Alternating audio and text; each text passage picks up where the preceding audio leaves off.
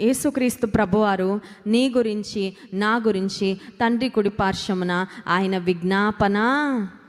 ఎవరైనా మన కొరకు ప్రార్థన చేస్తే మామూలు ధైర్యంగా ఉండదండి.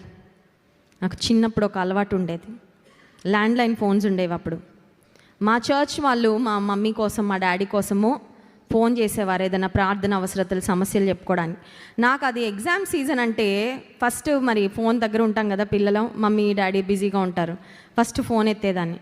పలానా పేరమ్మ, డాడీ ఉన్నారా, మమ్మీ ఉన్నారా అని అడగగానే ఆంటీ నాకు రేపటి నుంచి ఎగ్జామ్స్, ప్రేయర్ చేయండి. వాళ్ళు ఏదో చెప్పుకోవడానికి ప్రార్థన చేసేవాళ్ళు. నేను వాళ్ళకి ఒక పని అప్పచెప్పేదాన్ని. ఏమనంటే ఫోన్ ఎత్తిన ప్రతి ఫోన్కి వాళ్ళకి ఒక టాస్క్ అప్పచెప్పేదాన్ని. ఏంటంటే నా పరీక్షల కొరకు మీరు కూడా, ఒకవేళ మా అమ్మగారు ఎత్తితే పక్క నుంచి మమ్మీ ఆంటీని నా కోసం ప్రార్థన చేయమను.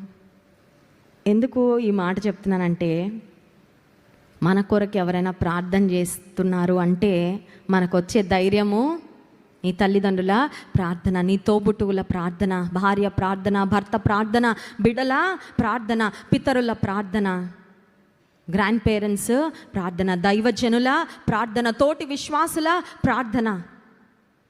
యేసుక్రీస్తు ప్రభువారు నిరంతరము విజ్ఞాపనము చేయుటకు నిరంతరము జీవించుచున్నాడు. కొన్నిసార్లు కుటుంబంలో ప్రార్థనా పరులు చనిపోతే ఇంకా మా ఫ్యామిలీ అంతటి కోసం ప్రేయర్ చేసే వాళ్ళు ఎవరున్నారని బాధపడుతూ ఉంటామండి. కానీ మన కొరకు నిరంతరము విజ్ఞాపన చేయడానికి నిరంతరము జీవించే దేవుడు ఉన్నాడు. స్తోత్రం చెప్దాం. Hallelujah. He lives forever and he intercedes for us. ఆయన మన కొరకు విజ్ఞాపన చేస్తున్న